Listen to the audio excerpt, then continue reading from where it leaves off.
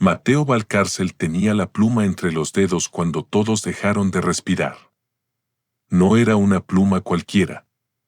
Era una Montblanc negra, de cuerpo pesado y punta dorada, que Elena le había regalado 27 años antes, cuando todavía lo miraba como si él fuera el único hombre capaz de sostenerle el mundo. Ahora esa misma pluma descansaba sobre su mano temblorosa, lista para convertirlo en un extraño dentro de su propia vida. Frente a él, sobre la mesa ovalada del despacho, había 4 carpetas abiertas. Divorcio por mutuo acuerdo. Renuncia a derechos patrimoniales. Cesión voluntaria de participación familiar. Declaración de conformidad. Cada título parecía escrito con tinta fría, casi quirúrgica, como si alguien hubiera tomado su matrimonio de 32 años, lo hubiera puesto sobre una camilla y estuviera a punto de abrirlo sin anestesia. Elena estaba sentada al otro lado de la mesa, impecable, con un traje marfil que contrastaba con la dureza de sus ojos. A su lado, su hijo mayor, Andrés, revisaba el móvil con fingida indiferencia. Su hija Clara no miraba a Mateo, tenía las manos cruzadas sobre el regazo, la espalda recta y esa expresión ausente que él había visto tantas veces en los últimos meses, como si el dolor de su padre fuera una molestia menor, algo incómodo que había que resolver cuanto antes. También estaba Bruno Salvatierra, el abogado de Elena. Un hombre joven, demasiado joven para hablar con aquella seguridad venenosa con la que venía dirigiendo la reunión desde hacía una hora. Don Mateo, dijo Bruno, deslizando la última página hacia él, solo falta su firma aquí. Después podrá marcharse y todos evitaremos un proceso largo, costoso y desagradable. Mateo levantó la vista lentamente. La palabra marcharse le golpeó el pecho con más fuerza que cualquier insulto. Marcharse. Como si no fuera su casa la que estaban arrebatándole. Como si no hubiera sido él quien había pagado la primera hipoteca con turnos dobles, quien había vendido el pequeño taller de su padre para salvar el negocio de Elena, quien había pasado noches enteras haciendo cuentas en la cocina mientras todos dormían. Elena suspiró con impaciencia. Mateo, por favor. No hagas esto más difícil. Él miró a su esposa.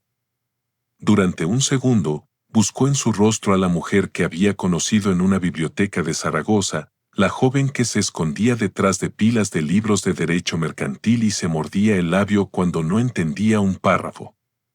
Pero no encontró nada. Solo una máscara elegante, pulida, sin grietas visibles. ¿Más difícil para quién? Preguntó él con una voz baja, tan gastada que pareció venir de otra habitación. Andrés alzó la mirada por primera vez. Papá, ya hablamos de esto. Mamá necesita seguir adelante. Todos necesitamos seguir adelante. Mateo sintió que algo se le cerraba en la garganta. ¿Todos? Clara se removió en la silla. No lo tomes así. ¿Y cómo debería tomarlo, hija? Susurró él. Me trajeron aquí sin avisarme. Me quitaron las tarjetas esta mañana. Cambiaron la cerradura del despacho de casa. Y ahora me piden que firme que no tengo derecho a nada. Elena apoyó los dedos sobre la mesa. No golpeó. No levantó la voz. Ella nunca necesitaba gritar para herir. Había aprendido a destruir con calma, con frases cuidadosamente colocadas, con silencios que hacían más daño que una bofetada. No te estamos quitando nada que sea tuyo, Mateo. Él la miró. Hubo un tiempo en que esa frase lo habría hecho dudar. Hubo un tiempo en que habría bajado la cabeza, habría respirado hondo y se habría dicho a sí mismo que Elena estaba cansada, que los hijos estaban presionados, que tal vez él no entendía bien los asuntos legales. Pero esa tarde, sentado frente a ellos, con la pluma que simbolizaba su amor convertida en arma, Mateo sintió que algo antiguo se removía dentro de él. No era rabia. Era memoria.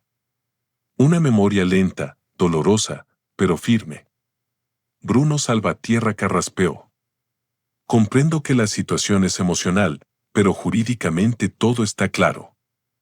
La vivienda figura a nombre de doña Elena. La empresa está registrada bajo su titularidad mayoritaria. Las cuentas están administradas por ella desde hace más de 15 años. Usted no ha tenido participación laboral formal durante décadas. Mateo sonrió apenas. Una sonrisa triste, casi invisible. Formal, repitió. Esa palabra lo llevó de golpe hacia atrás, muchos años atrás, antes de las carpetas, antes del desprecio, antes de aquel despacho con paredes de cristal donde todos esperaban verlo rendirse. Pero para entender cómo Mateo Valcárcel llegó a ese momento, con su familia entera observándolo como si fuera un obstáculo, hay que volver a la mañana en que todavía creía que su sacrificio había servido para algo. Aquel día había comenzado con lluvia. Una lluvia fina caía sobre Madrid desde antes del amanecer, cubriendo los cristales de la casa familiar con un velo gris. Mateo se despertó a las 6:15, como siempre, aunque ya no tenía ningún trabajo al que llegar temprano ni hijos pequeños que preparar para el colegio. La costumbre era más fuerte que el descanso. Durante 30 años su cuerpo había aprendido que el día empezaba antes que el de los demás. Se quedó unos segundos inmóvil, mirando el techo de la habitación. Elena no estaba a su lado. Desde hacía casi un año dormía en la habitación de invitados, bajo la excusa de que él se movía demasiado por las noches y la despertaba. Mateo había aceptado aquella explicación con una humildad que ahora le avergonzaba. Incluso había comprado un colchón nuevo, más firme, más caro, pensando que tal vez así ella volvería. No volvió. Al principio, Mateo se decía que los matrimonios largos atravesaban estaciones frías. Se repetía que el amor maduro no siempre tenía caricias, que a veces consistía en no reclamar, en no molestar, en dejar que el otro respirara. Había construido toda su vida alrededor de esa idea, amar era aguantar un poco más. Se levantó con cuidado, se puso las zapatillas y salió al pasillo. La casa estaba en silencio. Una casa amplia, elegante, con suelo de madera oscura y cuadros escogidos por Elena en galerías donde él siempre se sentía fuera de lugar. En la pared del pasillo principal colgaban fotografías familiares, Andrés con toga el día de su graduación en Administración de Empresas, Clara recibiendo un premio universitario, Elena en una gala empresarial y, en una esquina, casi escondida, una foto de Mateo levantando a sus hijos cuando eran pequeños, los tres riendo en una playa de Asturias. Se detuvo frente a esa imagen. Andrés tendría 7 años. Clara apenas 4. Elena, fuera de cuadro, había tomado la foto. Mateo recordaba el momento con una claridad dolorosa, el viento frío, las manos llenas de arena, Clara gritando que no quería que la bajaran nunca, Andrés aferrado a su cuello como si su padre fuera un castillo inexpugnable. Entonces ellos lo miraban así. Como si fuera necesario. Como si fuera fuerte. Como si su presencia bastara para que nada malo ocurriera. Mateo tragó saliva y continuó hacia la cocina. Encendió la cafetera, preparó el desayuno de Elena y dejó sobre la bandeja una tostada con aguacate, una porción de papaya y el café sin azúcar que ella tomaba desde que un nutricionista le había dicho que el azúcar envejecía. Después preparó 2 cafés más, por costumbre, aunque Andrés ya no vivía allí y Clara solo aparecía cuando necesitaba algo. Mientras el café caía lentamente, Mateo abrió la agenda de cuero que guardaba junto al frutero. Tenía anotadas pequeñas tareas del día, recoger el traje de Elena de la tintorería, llamar al fontanero por el goteo del baño del segundo piso, revisar el seguro del coche, comprar flores para el centro de mesa porque esa noche Elena tenía una cena con posibles inversores. Su vida se había vuelto una lista de cuidados que nadie agradecía. Cuando Elena bajó a la cocina, Vestía un traje azul oscuro y llevaba el pelo recogido con una precisión casi agresiva. No lo saludó. Miró la bandeja, tomó el café y frunció apenas los labios. Está tibio. Mateo se apresuró a tocar la taza. Perdona, lo preparo de nuevo. Déjalo. Ya no tengo tiempo. Ella tomó un sorbo como si estuviera perdonando un error grave. Luego revisó su móvil. Su rostro cambió apenas al leer un mensaje. No sonrió del todo, pero sus ojos se iluminaron de una manera que Mateo ya no provocaba desde hacía años. ¿Todo bien?, preguntó él. Asuntos de la empresa. La empresa. Valcárcel Rivas Consultores. Aunque el apellido Valcárcel todavía aparecía en la placa de la entrada, hacía mucho que Mateo era un invitado incómodo en aquella historia. La empresa había nacido en una habitación pequeña, con una mesa plegable y un ordenador prestado. Elena tenía talento para negociar, para convencer, para entrar en salas llenas de hombres arrogantes y salir con contratos firmados. Mateo, en cambio, tenía paciencia. Era técnico contable, metódico, sereno, capaz de ordenar el caos financiero que ella dejaba atrás de sí mientras perseguía clientes. Al principio trabajaban juntos. Él llevaba las cuentas, preparaba presupuestos, hablaba con proveedores, revisaba facturas hasta la madrugada. Ella vendía la imagen pública. Eran un equipo, o eso creía él. Cuando Andrés nació, Elena le pidió que redujera su actividad. Solo unos meses, le dijo entonces, acariciándole la mano. Tú eres mejor con los niños. Yo no puedo frenar ahora, Mateo. Estamos a punto de crecer. Él aceptó. Cuando nació Clara, los unos meses se convirtieron en años.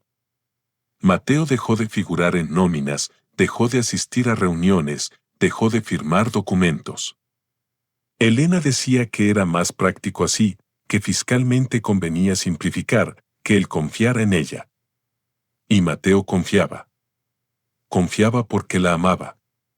Confiaba porque creía que una familia no necesitaba blindarse contra sí misma. Confiaba porque jamás imaginó que el amor pudiera usarse como una coartada. Hoy llegaré tarde, dijo Elena, dejando la taza en el fregadero aunque él estaba a 1 metro de distancia. Tengo una reunión con Bruno. Mateo levantó la mirada. ¿Bruno Salvatierra? Sí. Últimamente tienes muchas reuniones con él. Elena se quedó quieta. Fue un segundo mínimo, casi imperceptible, pero Mateo lo notó. Había aprendido a leer los silencios de su esposa como otros leen contratos. Es abogado, Mateo. Los abogados tienen reuniones. No conviertas lo normal en sospechoso. No he dicho que sospeche. No hace falta. Lo haces con esa cara. Él bajó la vista. Solo preguntaba. Pues pregunta menos. La frase quedó suspendida en la cocina. Mateo sintió la vieja punzada de vergüenza. Esa sensación conocida de haber cometido una falta sin saber cuál. Durante años Elena había perfeccionado esa técnica, hacerlo sentir culpable por necesitar explicaciones. Ella tomó el bolso y caminó hacia la salida. Ah, y por favor, no olvides recoger mi vestido negro de la tintorería. El de la cena de mañana. No el azul, Mateo. El negro. A veces parece que hay que repetírtelo todo. Él asintió. El negro. La puerta se cerró. Mateo permaneció en la cocina con las manos apoyadas sobre la encimera. El vapor del café se disipaba lentamente. Afuera, la lluvia golpeaba los cristales como dedos pequeños, insistentes. No lloró. Hacía tiempo que había aprendido a no hacerlo por las mañanas. Las lágrimas, cuando llegaban, llegaban de noche. Ese mismo día, a media tarde, Mateo fue a la tintorería. Caminó bajo un paraguas viejo, de esos que se doblan con el viento, porque el coche familiar estaba en el taller y Elena había tomado el otro. La tintorería quedaba a 6 manzanas. No era lejos, pero la lluvia hacía que cada paso se sintiera pesado. Al entrar, la dueña, una mujer menuda llamada Pilar, lo recibió con una sonrisa sincera. Don Mateo, qué gusto verlo. Ya tengo listo lo de doña Elena. Gracias, Pilar. Mientras ella buscaba el vestido, Mateo observó los trajes colgados en bolsas transparentes, alineados como cuerpos silenciosos. En el mostrador había un pequeño televisor encendido sin sonido. Las noticias mostraban imágenes de políticos estrechándose las manos, inauguraciones, sonrisas falsas. Su esposa salió el otro día en la revista local, comentó Pilar mientras regresaba con la prenda. Muy elegante, como siempre. Mateo sonrió con educación. Sí, Elena siempre sabe estar. Decían que recibió un premio empresarial. Ah, sí. No sabía nada. Nadie se lo había contado. Sintió una vergüenza absurda, como si Pilar acabara de descubrir que él ya no pertenecía del todo a la vida de su esposa. Pagó y tomó la bolsa. Al salir, antes de abrir el paraguas, vio su reflejo en el cristal de la puerta, un hombre de 61 años, cabello gris en las sienes, abrigo antiguo, mirada cansada. No se veía derrotado, pero sí gastado. Como una puerta que ha soportado demasiados inviernos. De regreso a casa, su móvil vibró. Era un mensaje de Clara. Papá, ¿puedes pasarme 800 euros? Es urgente. Luego te explico. Mateo se detuvo bajo el toldo de una farmacia. Miró el mensaje con una mezcla de ternura y tristeza. Clara siempre escribía así, urgente, luego te explico. Casi nunca explicaba. Él había aprendido a no pedir demasiado. Respondió, claro, hija, ¿todo bien? Ella contestó con un pulgar arriba. Solo eso. Mateo abrió la aplicación bancaria. La pantalla tardó en cargar. Cuando entró, frunció el ceño. Saldo disponible, 317,42 euros. Pensó que era un error. Revisó otra cuenta. Bloqueada temporalmente. Intentó entrar en la cuenta conjunta. Acceso denegado. Volvió a intentarlo. La aplicación mostró un mensaje seco, usuario no autorizado para esta operación. Sintió un frío lento subirle por la espalda. Llamó a Elena. No contestó. Llamó otra vez. Nada. Entonces llamó a Andrés. Su hijo respondió al cuarto tono, con ruido de oficina al fondo. Papá, estoy ocupado. Andrés, perdona, solo necesito preguntarte algo. Intenté hacer una transferencia a tu hermana y no puedo entrar en las cuentas. Hubo un silencio breve. Demasiado breve. Ah, sí. Mamá comentó algo de reorganización financiera. ¿Reorganización? Papá, no empieces. Es normal. La empresa está moviendo fondos, hay auditorías, cosas así. Pero es la cuenta familiar. Andrés suspiró. Ese suspiro le dolió a Mateo más que una respuesta dura. Era el suspiro de un adulto hablando con alguien que le resulta torpe. Papá, por eso mismo. Mamá sabe lo que hace. No te preocupes por asuntos que no manejas. Mateo cerró los ojos. Hijo, durante años yo manejé esas cuentas. Hace mucho de eso. La frase cayó con una limpieza brutal. Hace mucho de eso. Como si la vida de Mateo perteneciera a una versión antigua, caducada, sin valor legal ni emocional. Necesito enviarle dinero a Clara. Yo me encargo, dijo Andrés. Tú no te metas. Y, por favor, no llames a mamá por esto. Tiene un día complicado. La llamada terminó. Mateo se quedó bajo la lluvia con el vestido negro de Elena colgando del brazo y el móvil frío en la mano. Por primera vez en mucho tiempo, no sintió solo tristeza. Sintió miedo. Un miedo concreto, administrativo, lleno de claves bloqueadas y cuentas inaccesibles. Cuando llegó a casa, encontró a Clara en la sala. No la esperaba. Su hija estaba sentada en el sofá blanco, cruzada de piernas, revisando documentos en una tableta. Vestía ropa deportiva de marca, el pelo recogido, las uñas perfectas. Levantó la vista apenas. Hola, papá. Hola, hija. No sabía que venías. Mamá me pidió que revisara unas cosas. Mateo dejó el vestido sobre una silla. ¿Qué cosas? Clara bloqueó la tableta. Papeles de la casa. ¿Papeles de la casa? Sí, mantenimiento, seguros, impuestos. Cosas aburridas. Él la miró unos segundos. Clara, ¿sabes por qué no puedo entrar en las cuentas? Ella apretó los labios. Papá. Ese papá no sonó a cariño. Sonó a advertencia. Solo quiero entender. Mamá está ordenando todo porque tú últimamente estás muy confundido con los gastos. Mateo sintió que algo se le hundía en el pecho. ¿Confundido? No lo digo mal.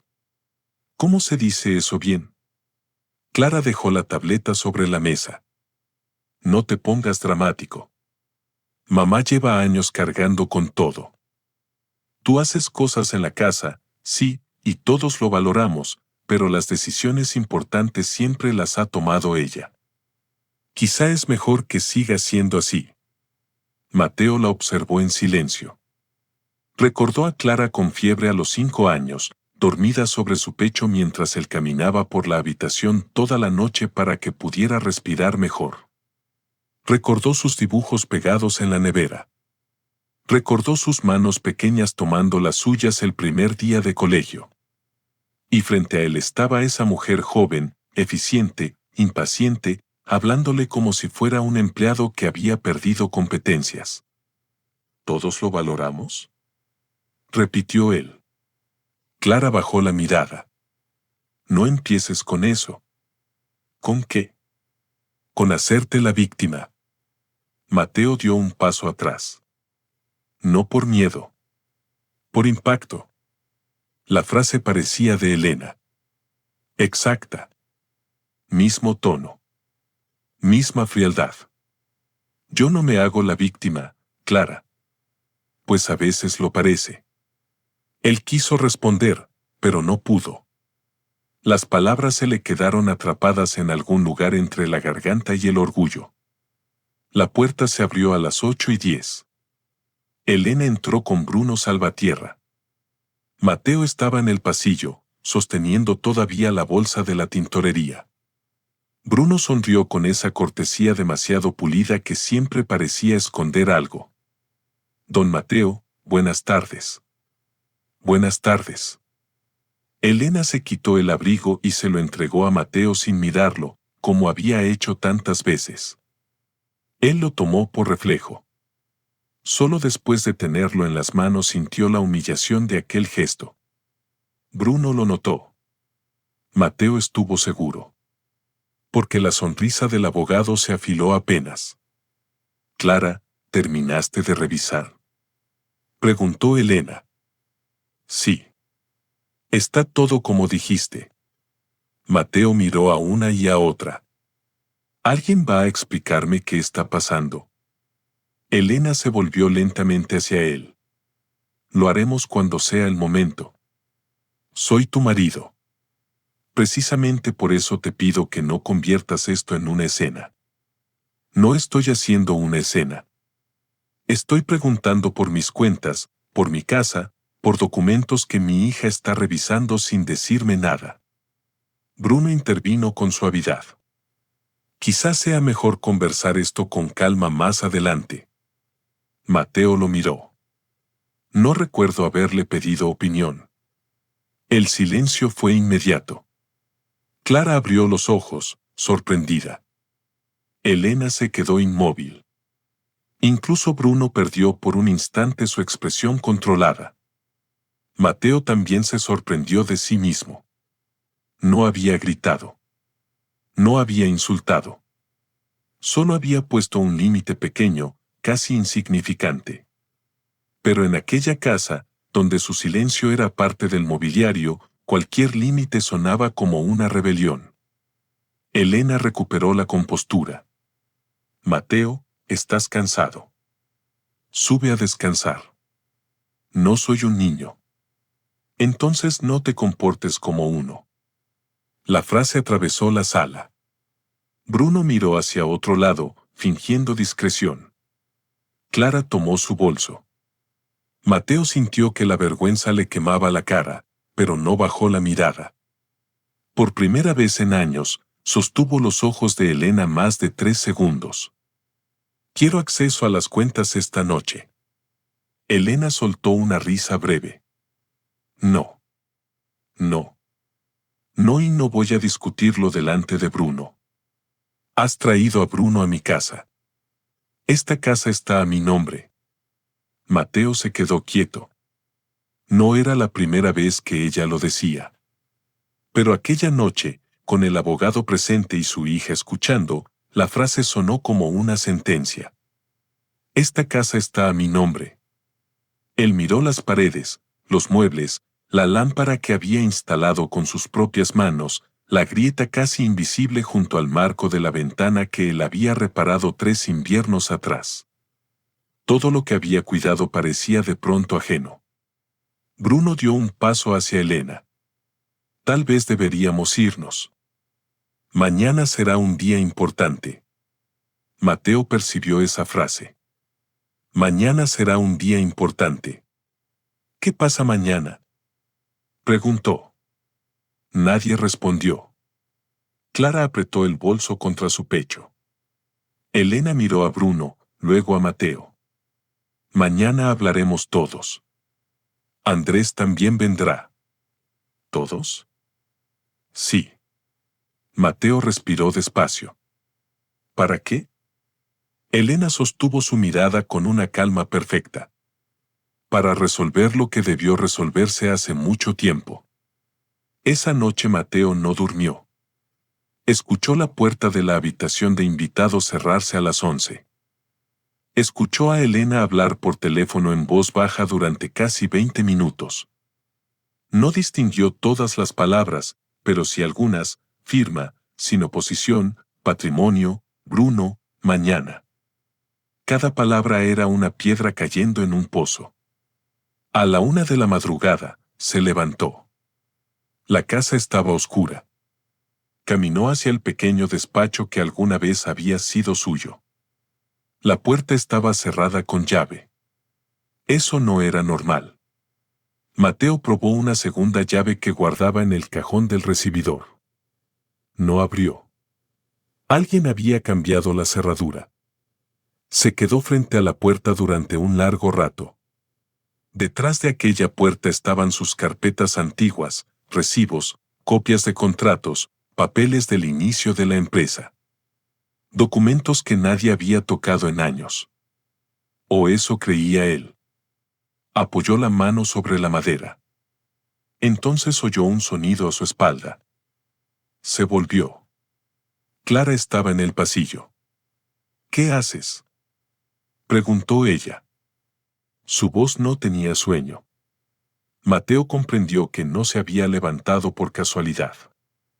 Quería entrar a mi despacho. Mamá dijo que no entraras ahí. ¿Tu madre dijo? Clara tragó saliva. Papá, por favor. No compliques las cosas. Él la miró con una tristeza inmensa. ¿Desde cuándo obedeces órdenes para vigilarme?, la pregunta la golpeó. Por un segundo, el rostro de Clara dejó ver algo parecido a la culpa. Pero desapareció rápido. No es eso. Entonces dime qué es. Ella no respondió. Mateo dio un paso hacia ella. Clara, mírame. Su hija alzó los ojos. Él vio miedo. No miedo a él. Miedo a Elena. Miedo al conflicto. Miedo a perder la comodidad de una vida construida sobre la obediencia. ¿Qué va a pasar mañana?, preguntó Mateo. Clara abrió la boca, pero la cerró de nuevo. Desde el fondo del pasillo, la voz de Elena cortó la oscuridad. Clara, vuelve a tu habitación. Mateo giró lentamente. Elena estaba de pie junto a la escalera, envuelta en una bata de seda gris. No parecía recién despertada. Parecía alguien que llevaba tiempo esperando. Elena, dijo él, quiero saber qué está pasando. Ella descendió 2 escalones. Mañana lo sabrás. No. Ahora. Elena sonrió apenas. Una sonrisa sin alegría. Siempre tan lento, Mateo. Siempre necesitas que alguien te explique lo evidente. Él cerró los puños. No con violencia. Con esfuerzo. Explícamelo igualmente. Elena lo miró de arriba abajo. Quiero el divorcio. El pasillo pareció quedarse sin aire. Clara bajó la vista. Mateo no se movió. Había imaginado esa palabra muchas veces en sus noches de insomnio, pero imaginar una herida no impide que duela cuando finalmente se abre. ¿Desde cuándo?, preguntó. Elena ladeó la cabeza. Desde hace años. ¿Y me lo dices así? ¿Cómo querías que te lo dijera? ¿Con velas? ¿Con música? No estamos en una película. Mateo tragó saliva. 32 años, Elena. 32 años de costumbre. No confundas costumbre con amor. La frase le llegó al centro del pecho. Clara susurró. Mamá. No, Clara. Ya basta de fingir. Elena bajó los últimos escalones y se plantó frente a Mateo. Mañana vendrán Andrés y Bruno. Firmaremos un acuerdo limpio. Te daré una cantidad suficiente para que puedas alquilar algo pequeño. No quiero pleitos. No quiero escándalos. No quiero que dañes la imagen de la familia. Mateo soltó una risa ahogada. ¿La imagen?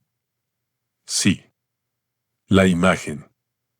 La empresa está en un momento delicado y no voy a permitir que tu sentimentalismo arruine lo que construí. Lo que construiste. Sí, Mateo. Lo que construí. Él dio un paso atrás. No porque ella se acercara. Porque esas palabras le mostraron de pronto el tamaño exacto de su desaparición. Durante años, mientras él preparaba desayunos, llevaba niños al médico, organizaba facturas, renunciaba a propuestas de empleo y vendía lo poco que había heredado, Elena había reescrito la historia. En su versión, él no era socio, ni compañero, ni sacrificio. Era un mueble útil. Un apoyo doméstico. Una sombra agradecida. No voy a firmar nada sin leerlo, dijo él. Elena lo miró con una expresión casi divertida. Por supuesto. Léelo todo lo que quieras. No entenderás la mitad. Mateo sintió que el golpe era deliberado. Buenas noches, Elena. Subió las escaleras hacia su habitación sin esperar respuesta. Cerró la puerta. Y entonces sí, cuando estuvo solo, cuando nadie pudo verlo, se sentó al borde de la cama y dejó caer la cabeza entre las manos. Pero no lloró como otras noches. No se deshizo. No suplicó al techo por una explicación. Solo permaneció inmóvil, escuchando el latido lento de su corazón. Algo había cambiado. Aún no sabía qué. Aún no sabía cómo. pero por primera vez en muchos años, el dolor no lo empujó hacia abajo. Lo despertó. A la mañana siguiente, la casa olía a café recién hecho, pero Mateo no lo había preparado. Ese detalle mínimo lo desconcertó más de lo que habría querido admitir. Al bajar, encontró a una asistenta temporal en la cocina, una muchacha joven que no conocía, colocando tazas sobre la mesa. «Buenos días, señor», dijo ella, incómoda. «La señora Elena me pidió que viniera temprano». Mateo asintió. «Gracias». En la mesa del comedor estaban Elena, Andrés y Clara. Los tres vestidos como para una reunión formal. No desayunaban. Esperaban. Andrés fue el primero en hablar. «Papá, tenemos que ir al despacho de Bruno a las 10». Mateo se sentó lentamente. «Buenos días también». Andrés apartó la mirada. Clara no dijo nada. Elena tomó un sobre grande de color crema y lo dejó sobre la mesa. «Aquí hay una copia preliminar del acuerdo. Puedes leerlo antes de salir». Mateo abrió el sobre. Las primeras líneas le nublaron la vista. El señor Mateo Valcárcel declara haber sido informado de su situación económica dependiente y acepta de forma voluntaria. Voluntaria. Siguió leyendo. Renunciaba a reclamar participación en la empresa. Renunciaba a derechos sobre la vivienda. Renunciaba a cuentas conjuntas administradas por Elena. Aceptaba una compensación única de 20.000 euros. Se comprometía a abandonar la casa en un plazo máximo de 15 días. 15 días. 32 años reducidos a 15 días. Levantó la vista. Esto no es un acuerdo. Es una expulsión. Elena no pestañeó. Es más de lo que legalmente te corresponde. ¿Eso te dijo Bruno? Eso dicen los documentos. Mateo miró a sus hijos. ¿Ustedes leyeron esto? Andrés cruzó los brazos. Sí. ¿Y les parece justo? Clara cerró los ojos. Andrés respondió. Nos parece necesario. Mateo asintió lentamente. Esa palabra, necesario, terminó de romper algo. No injusto. No doloroso. No lamentable. Necesario. Él dejó los papeles sobre la mesa con cuidado. Me vestiré. Subió a su habitación. Se puso un traje gris que no usaba desde hacía años. Le quedaba un poco holgado, pero todavía conservaba cierta dignidad. Escogió una camisa blanca, se peinó frente al espejo y observó su rostro. No vio a un hombre poderoso. No vio a un vencedor. Vio a alguien cansado, herido, acorralado. Pero también vio algo que Elena no había previsto. Un hombre que todavía sabía leer. Un hombre que todavía recordaba fechas. Un hombre que, antes de convertirse en la sombra de una familia ingrata, había sido preciso, paciente y minucioso con cada documento que pasaba por sus manos. En el cajón de la mesilla, encontró la Mont Blanc negra. La tomó. Elena se la había regalado el día que firmaron la compra de la primera oficina de la empresa.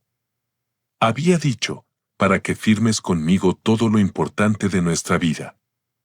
Mateo la guardó en el bolsillo interior de la chaqueta. Cuando bajó, Elena lo observó con un destello de sorpresa. No hace falta que vayas tan formal. Mateo ajustó el puño de su camisa. Voy a firmar el final de mi matrimonio. Me pareció apropiado.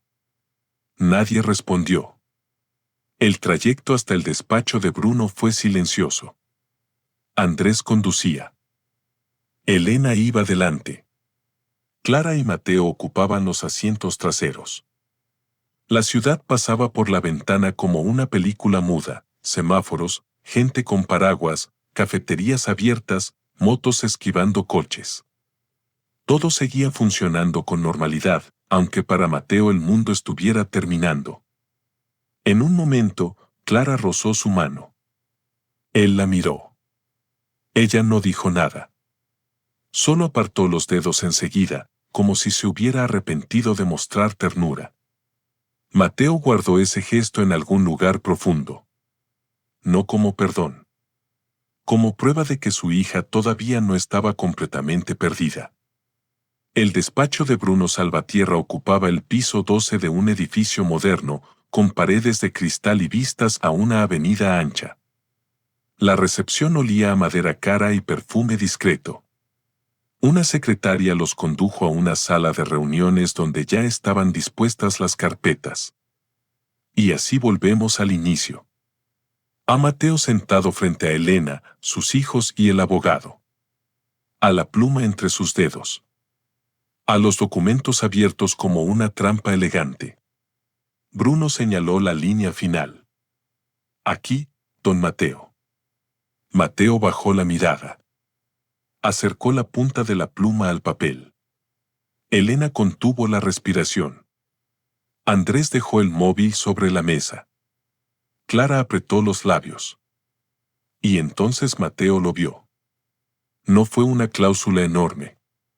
No fue una frase destacada. No fue una revelación escrita en mayúsculas. Fue una fecha. Pequeña. Casi escondida en el margen inferior de una hoja anexa.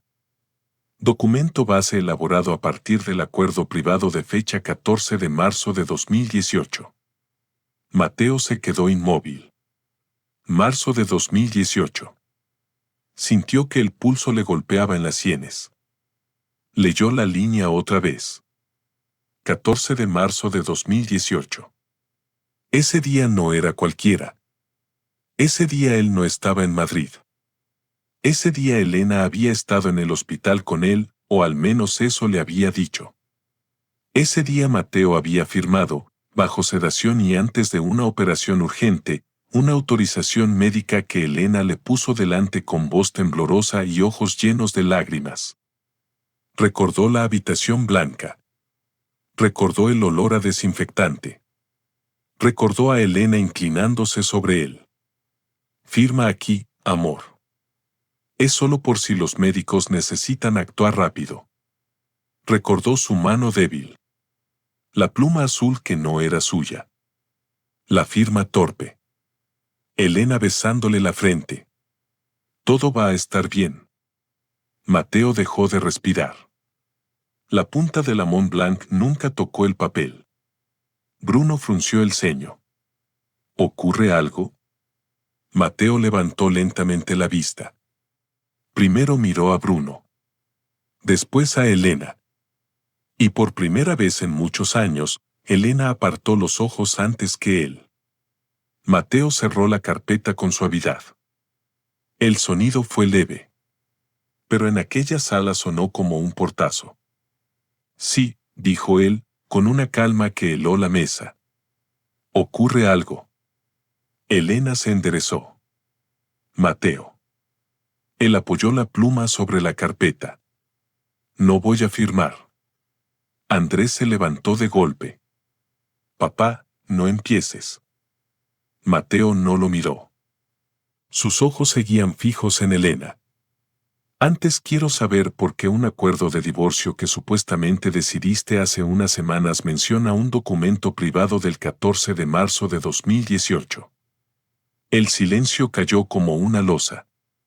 Bruno Salvatierra dejó de mover la mano. Clara abrió lentamente la boca. Andrés miró a su madre. Y Elena, la mujer que siempre tenía una respuesta, la mujer que había construido un imperio con palabras precisas, tardó demasiado en hablar. Demasiado. Mateo sonrió apenas. No era una sonrisa de victoria. Todavía no. Era la sonrisa de un hombre que acababa de encontrar una grieta en la pared de su prisión. Creo, dijo con voz baja, que ahora sí vamos a leerlo todo. Mateo no levantó la voz.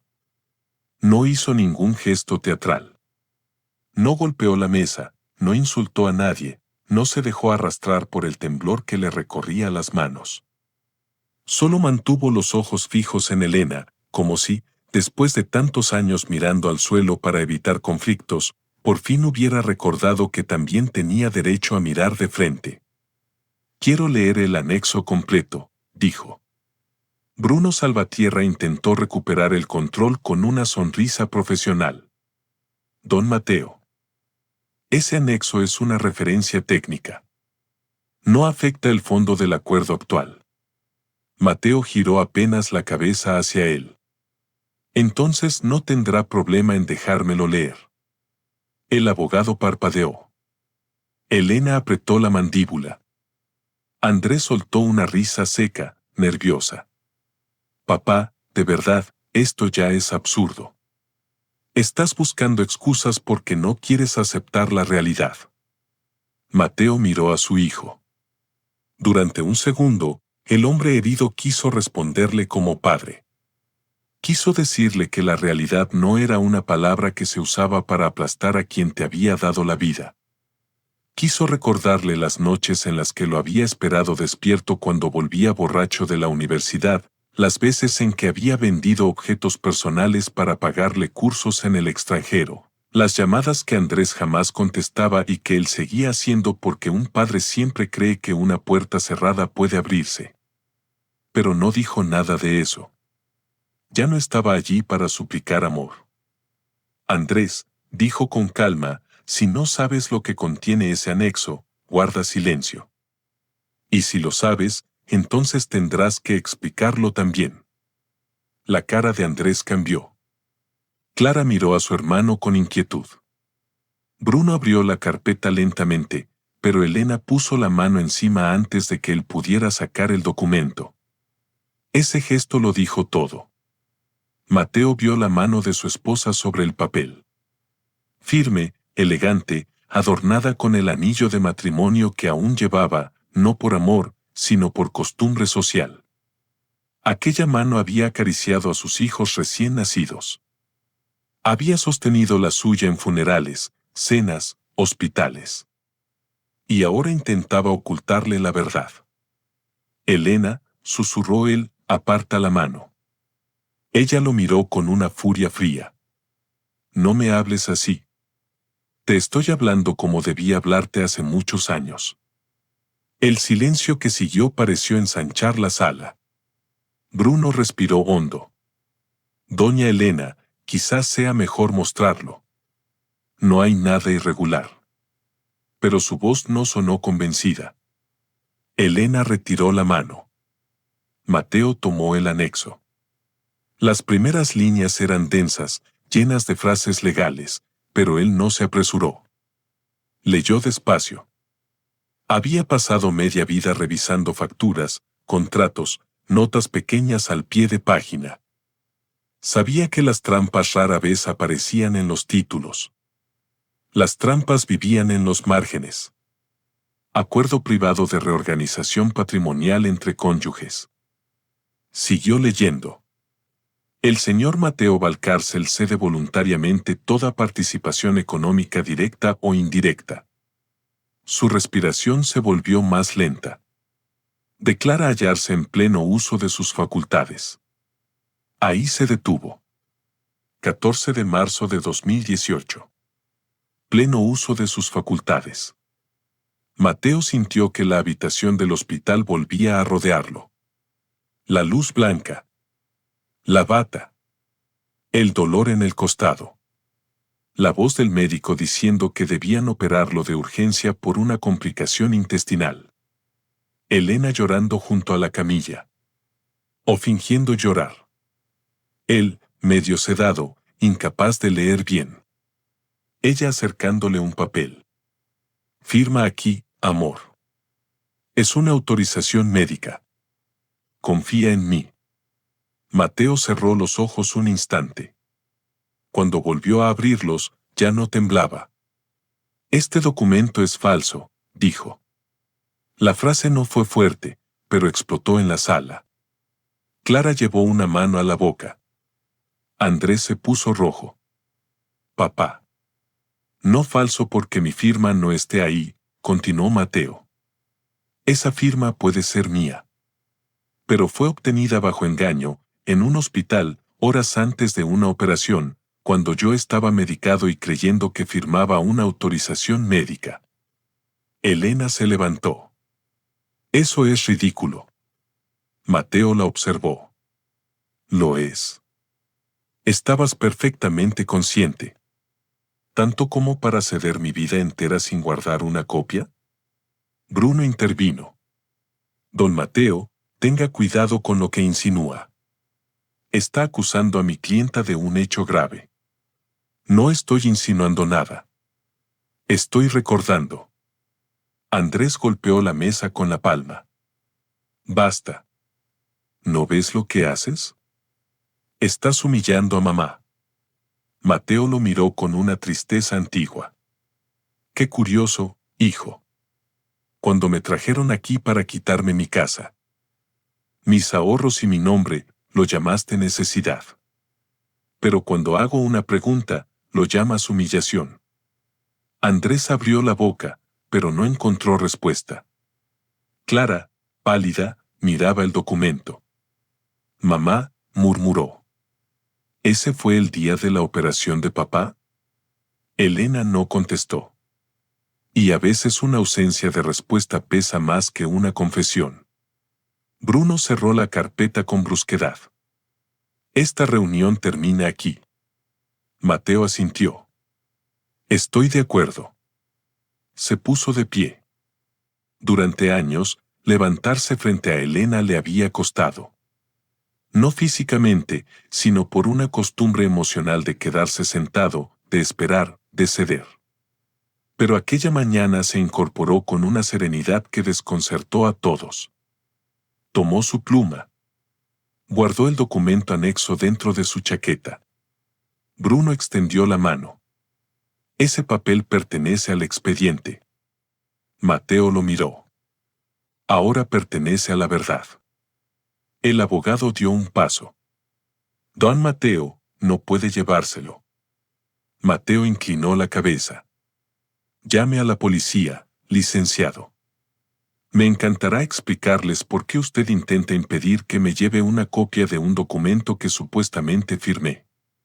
Bruno se quedó inmóvil. Elena susurró. Mateo, no sabes con quién te estás metiendo. Él la miró por última vez antes de salir. Por primera vez en 32 años, Elena, creo que sí lo sé. Salió del despacho sin mirar atrás. Pero no se fue a casa. Sabía que la casa ya no era un refugio. Tal vez nunca lo había sido. Caminó varias calles bajo una lluvia fina hasta llegar a una cafetería pequeña, de esas donde los camareros aún saludan como si el mundo no hubiera perdido del todo la amabilidad. Se sentó junto a la ventana, pidió un café solo y sacó el móvil. Durante un largo minuto miró la pantalla sin moverse. Luego buscó un nombre que no llamaba desde hacía casi 7 años. Raúl Ibáñez. Su antiguo compañero de la facultad. Abogado laboral y mercantil. Un hombre honesto, directo, que se había alejado de Mateo cuando entendió que Elena absorbía todo el espacio de su vida. Mateo llamó. Raúl respondió al tercer tono. Mateo. La sorpresa en su voz fue tan humana que Mateo casi se quebró. Raúl, necesito ayuda. No dijo más. No hizo falta. 2 horas después, Mateo estaba sentado en el despacho modesto de Raúl, en una calle secundaria cerca de Plaza Castilla. No había cristales brillantes ni recepcionistas perfumadas. Había carpetas viejas, libros subrayados, una cafetera ruidosa y una fotografía familiar sobre el escritorio. Raúl leyó el anexo sin interrumpirlo. Luego le pidió a Mateo que contara todo. El hospital. La operación. La firma. Las cuentas bloqueadas. El despacho cerrado con llave. La presión de sus hijos. El divorcio. La fecha. Cuando Mateo terminó, Raúl se quitó las gafas. Esto es muy grave. Mateo sintió miedo de nuevo. ¿Tengo alguna posibilidad? Raúl lo miró con una seriedad que no era lástima. Más de una. Pero necesitamos pruebas. Mateo bajó la vista. Ella controla todos los documentos. No todos. Raúl abrió una libreta. Necesitamos el historial médico de ese día, medicación administrada, horario de ingreso, hora probable de firma. Necesitamos pedir copia del documento original y peritaje. Necesitamos revisar la empresa desde su constitución. Y, sobre todo, necesitamos saber si ese supuesto acuerdo privado fue usado para modificar registros, cuentas o participaciones. Mateo respiró despacio. Elena no dejará que lo consiga. Raúl sonrió apenas. Elena no decide lo que un juez puede pedir. Durante los días siguientes, Mateo vivió en una pensión pequeña. No volvió a la casa. Elena le envió mensajes primero fríos, luego furiosos, luego extrañamente dulces. Estás confundido. No destruyas a la familia. Bruno dice que aún podemos arreglarlo. Piensa en tus hijos.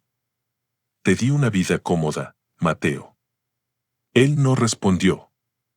Andrés llamó varias veces. Clara también. Mateo no contestó hasta la tercera noche, cuando el nombre de su hija apareció en la pantalla y algo en su pecho cedió. Papá, dijo ella. Su voz estaba rota. Mateo cerró los ojos. Hola. Clara. Hubo un silencio largo. Necesito verte. Se encontraron en un parque, al atardecer. Clara llegó sin maquillaje, con el pelo recogido de cualquier manera y los ojos hinchados. Por primera vez en mucho tiempo, no parecía una ejecutiva joven imitando a su madre. Parecía la niña que había perdido el camino de vuelta. Yo no sabía lo del hospital, dijo apenas se sentó junto a él. Te juro que no. Mateo la miró. ¿Qué sabías? Clara lloró en silencio antes de responder. Sabía que mamá llevaba tiempo preparando el divorcio. Sabía que Bruno la asesoraba. Sabía que quería que firmaras rápido. Pero nos dijo que todo estaba en regla, que tú habías aceptado años atrás separar el patrimonio, que solo te harías la víctima para sacar más dinero.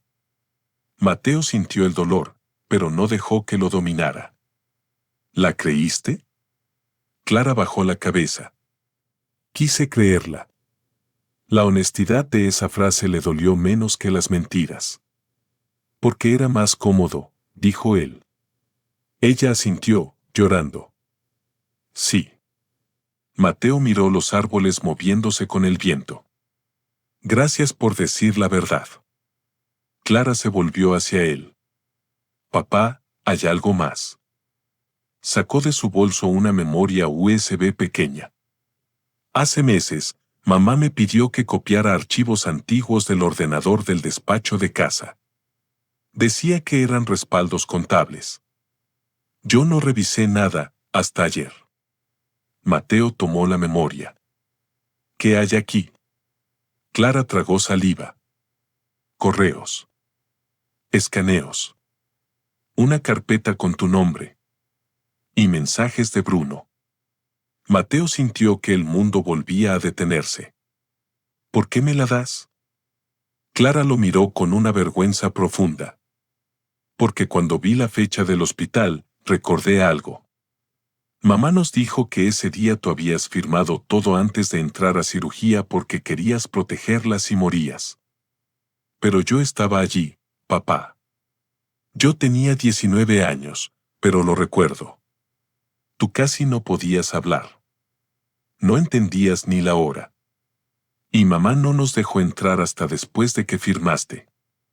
Las lágrimas corrieron por el rostro de Mateo, silenciosas. Clara tomó su mano. Perdóname. Mateo no contestó enseguida. El perdón no era una puerta que se abría con una palabra. Era un camino. Y él todavía estaba demasiado herido para fingir una grandeza inmediata. Pero apretó suavemente los dedos de su hija. Empieza diciendo la verdad cuando llegue el momento. Ella asintió. Y el momento llegó más rápido de lo que Elena esperaba. 3 semanas después, en una audiencia preliminar, la sala del juzgado estaba llena de un silencio distinto al del despacho de Bruno. Allí ya no mandaban los trajes caros ni las frases condescendientes. Allí cada palabra quedaba registrada. Elena llegó con Bruno y Andrés. Vestía negro. No de luto, sino de poder. Mateo llegó con Raúl y Clara. Cuando Elena vio a su hija del lado de su padre, por primera vez perdió la compostura. Clara, dijo entre dientes. Ven aquí. Clara tembló, pero no se movió. No, mamá. Una sola palabra. No. A veces una vida entera cambia con una palabra que debió decirse antes. La audiencia comenzó. Raúl presentó el historial médico. Mateo había recibido sedantes y analgésicos potentes antes de la hora estimada de la firma. Presentó registros del hospital. Presentó la solicitud de peritaje caligráfico. Presentó correos electrónicos donde Bruno había escrito a Elena: conviene obtener la firma antes de que se recupere por completo, después podría hacer preguntas. La sala pareció congelarse. Bruno palideció. Elena mantuvo la espalda recta, pero sus dedos comenzaron a moverse sobre la mesa. Luego vino el documento más devastador. Un correo de Elena a Bruno, fechado 2 días después de la operación. Ya tengo la firma. Mateo no recuerda bien lo que firmó. Guardaremos esto hasta que sea útil. No quiero que mis hijos sepan los detalles. Andrés miró a su madre como si acabara de verla por primera vez. Mamá, susurró. Elena no lo miró. Raúl continuó. También había movimientos contables. Transferencias desde cuentas familiares hacia sociedades vinculadas a Elena. Cambios de participación empresarial realizados usando como base aquel acuerdo. Una reorganización patrimonial que no había sido una medida legal inocente, sino una estrategia para borrar a Mateo lentamente. Durante años, Elena había construido una jaula con papeles. Y había esperado el momento perfecto para cerrarla. El juez escuchó en silencio. Bruno intentó objetar, minimizar, hablar de malentendidos. Pero cuanto más hablaba, más se hundía. Clara declaró. Con voz quebrada, contó lo que recordaba del hospital, las órdenes de su madre, la presión de las últimas semanas, la forma en que habían preparado a Mateo para firmar sin darle tiempo ni asesoría independiente. Andrés no declaró aquel día. No estaba preparado. Pero cuando la audiencia terminó, se acercó a Mateo en el pasillo. Su rostro ya no tenía arrogancia. Solo vergüenza. Papá. Mateo lo miró. Andrés intentó hablar, pero las palabras se le rompieron. Yo no sabía todo. Mateo respiró hondo. Pero si sabías lo suficiente para no tratarme como basura. Andrés bajó la cabeza. Esa frase fue peor que cualquier grito. Lo siento, dijo. Mateo sintió que el padre dentro de él quería abrazarlo. Pero el hombre que había sido humillado necesitaba sostenerse. Algún día hablaremos, respondió. Hoy no. Andrés asintió, con lágrimas en los ojos. El proceso duró meses. No fue fácil. Elena peleó cada paso. Primero negó. Luego acusó a Mateo de manipulación. Después intentó culpar a Bruno. Más tarde quiso presentarse como una mujer cansada, atrapada en un matrimonio muerto, obligada a proteger lo que había levantado sola. Pero los documentos hablaban. Y los documentos, cuando dicen la verdad, no tiemblan. El supuesto acuerdo de 2018 fue impugnado. Las transferencias quedaron bajo investigación. Se congelaron activos de la empresa. La vivienda familiar entró en disputa. Bruno Salvatierra fue denunciado ante el Colegio de Abogados y terminó apartado del caso. La imagen impecable de Elena comenzó a resquebrajarse en los mismos círculos donde durante años había sido admirada. Pero la caída pública no fue lo que más la destruyó. Lo que realmente la desarmó fue que Mateo ya no la miraba con miedo. En la mediación final, casi un año después de aquella firma frustrada, Elena apareció envejecida. No pobre, no derrotada del todo, pero sí despojada de esa seguridad cruel que antes usaba como perfume. Mateo estaba sentado al otro lado de la mesa. Raúl a su lado. El nuevo abogado de Elena habló de acuerdos, compensaciones, reparto justo, daños, nulidades. La empresa tendría que reconocer la participación histórica de Mateo. La casa sería vendida o compensada. Las cuentas ocultas serían auditadas. Elena conservaría parte de lo suyo, pero ya no todo. Ya no el relato. Ya no la mentira. Al final, Elena pidió hablar a solas con Mateo. Raúl lo miró, dudando. Mateo asintió. Se quedaron en una sala pequeña, con una mesa entre ambos. Durante unos segundos, ninguno dijo nada. Elena fue la primera en romper el silencio. ¿Estás satisfecho? Mateo la observó. No. Ella frunció el ceño. Pues deberías. Me quitaste mucho. Mateo soltó una risa suave, sin alegría. ¿Todavía crees que esto se trata de dinero? ¿Y de qué se trata? Él miró sus manos. Manos más viejas, sí, pero firmes. De aquella noche en que me dijiste que esta casa estaba a tu nombre. De nuestros hijos mirándome como si yo fuera una carga. De cada vez que me hiciste sentir ignorante por confiar en ti. De cada desayuno frío que usaste para recordarme mi lugar. De una firma que me robaste mientras yo estaba en una cama de hospital. Elena apartó la mirada. Yo estaba desesperada. No. Estaba segura de que jamás me defendería. Ella no respondió. Mateo se puso de pie. Y casi tuviste razón. Elena levantó los ojos. Había humedad en ellos, pero Mateo ya no sabía si era dolor o estrategia. Ya no tenía que descifrarla. Mateo, alguna vez te quise. Él asintió despacio. Yo también te quise. Esa es la parte más triste. Ella pareció encogerse un poco. ¿No queda nada? Mateo tomó su abrigo. Queda lo suficiente para no odiarte. Pero no queda nada para volver. Salió de la sala. Esa fue la última vez que habló con Elena como marido. Meses después, Mateo se mudó a un apartamento pequeño cerca del Retiro. No era lujoso. Tenía una cocina estrecha, una terraza mínima y una habitación que convirtió en despacho. La primera mañana allí preparó café para una sola persona. Al principio, el silencio le pareció extraño. Luego comprendió que no era vacío. Era paz. Clara empezó a visitarlo los domingos.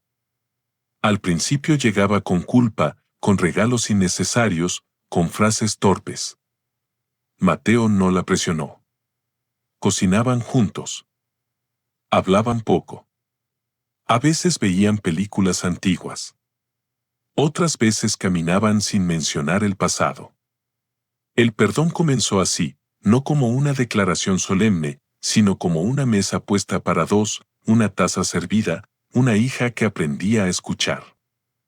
Andrés tardó más. Una tarde apareció en la puerta con una caja de cartón. Dentro estaban viejas fotografías, cartas, pequeños objetos que Mateo creía perdidos. Las encontré en casa, dijo. Pensé que debías tenerlas tú. Mateo lo dejó pasar. Andrés lloró esa tarde como no lloraba desde niño. No pidió ser perdonado de inmediato. Solo contó su vergüenza, su cobardía, la forma en que había elegido la comodidad de creer a Elena antes que mirar el dolor de su padre. Mateo escuchó. Cuando Andrés terminó, le dijo: ser hijo no te obliga a ser perfecto. Pero ser adulto sí te obliga a hacerte responsable. Andrés asintió. A partir de entonces, empezó a hacerlo. Elena, por su parte, perdió el control de la empresa. No todo, pero sí lo suficiente para que su imperio dejara de obedecer únicamente a su voz. La auditoría reveló irregularidades que la obligaron a vender activos, indemnizar y retirarse de la dirección durante un tiempo. Su nombre siguió existiendo en ciertos círculos, pero ya no con el brillo de antes. La gente no siempre castiga la crueldad. Pero la verdad, cuando sale a la luz, le cambia el sonido al aplauso. Y eso Elena jamás pudo soportarlo. Una tarde de primavera, Mateo recibió una carta sin remitente. Reconoció la letra de Elena antes de abrirla. Mateo. No sé pedir perdón. Tal vez nunca aprendí. Tal vez confundí fuerza con dominio y amor con utilidad. No escribo para que vuelvas ni para que me absuelvas. Escribo porque he entendido algo demasiado tarde: tú no eras débil. Eras bueno. Y yo usé tu bondad como si fuera una deuda. Elena. Mateo leyó la carta 2 veces. Luego la guardó en un cajón. No la quemó. No la enmarcó. No la respondió.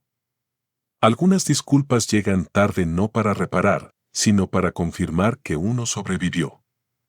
El día que cumplió 63 años, Clara y Andrés organizaron una comida sencilla en su apartamento. No hubo salones elegantes ni invitados importantes. Solo una mesa pequeña, una tarta de chocolate un poco torcida y 3 copas de vino. Clara brindó primero. Por papá, dijo, con la voz emocionada. Por el hombre que no dejó de ser digno, incluso cuando nosotros no supimos verlo. Andrés bajó la cabeza. Por el hombre que nos enseñó demasiado tarde lo que significa tener valor. Mateo miró a sus hijos. Durante mucho tiempo había creído que la victoria sería recuperar la casa, el dinero, la empresa, el nombre. Y sí, recuperó parte de todo eso. Recuperó lo justo. Recuperó lo que la ley pudo devolverle. Pero aquella tarde entendió que la verdadera victoria era otra. Era estar sentado sin miedo. Era escuchar una disculpa sin necesidad de humillar. Era tener una llave propia en el bolsillo. Era despertar sin esperar el desprecio de nadie. Era mirar a sus hijos y saber que el amor podía reconstruirse, no como antes, no inocente, no ciego, sino más humilde y más verdadero. Mateo levantó su copa. Por la verdad, dijo. Clara sonrió entre lágrimas. Andrés hizo lo mismo. Afuera, Madrid seguía moviéndose con su ruido de coches. Pasos y vida. La luz del atardecer entraba por la terraza, bañando el pequeño comedor con un color dorado. Mateo pensó en aquel despacho de cristal, en la pluma suspendida sobre el papel, en la fecha escondida que Elena creyó insignificante. 14 de marzo de 2018. Una fecha puesta para enterrarlo. Una fecha que terminó salvándolo. Porque a veces la verdad no aparece gritando. A veces está en una línea pequeña, en un margen olvidado, esperando que un hombre cansado recuerde quién era antes de que todos intentaran convencerlo de que no valía nada. Y Mateo Valcárcel, después de tantos años de silencio, por fin lo recordó. Epílogo.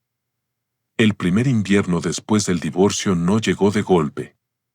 No hubo una tormenta definitiva, ni una noche en la que Mateo Valcárcel pudiera señalar con el dedo y decir: aquí empezó mi nueva vida. La libertad, descubrió, no siempre entra por la puerta con música y luz. A veces llega despacio, con pasos tímidos, casi inseguros, como alguien que no quiere molestar.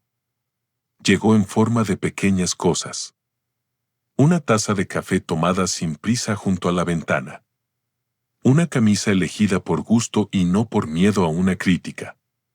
Una tarde entera sin revisar el móvil esperando un mensaje hiriente. Una compra sencilla en el mercado, donde nadie le decía que había elegido mal las manzanas, que había gastado demasiado, que hasta para lo básico necesitaba supervisión. Al principio, Mateo no sabía qué hacer con tanto silencio. El apartamento cerca del Retiro era pequeño, mucho más pequeño que la casa donde había vivido más de 3 décadas. Tenía una cocina estrecha, una sala luminosa, un dormitorio con armario empotrado y una terraza donde apenas cabían 2 sillas y una mesa redonda.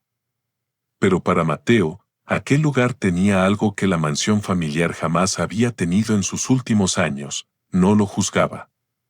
Las paredes no guardaban el eco de Elena diciendo "no entiendes". El pasillo no recordaba las pisadas frías de Andrés pasando junto a él sin saludar. La mesa no estaba marcada por silencios familiares donde cada plato servido era recibido como una obligación invisible. Allí, si algo estaba desordenado, era porque él lo había dejado así. Si el café estaba tibio, nadie lo convertía en prueba de inutilidad.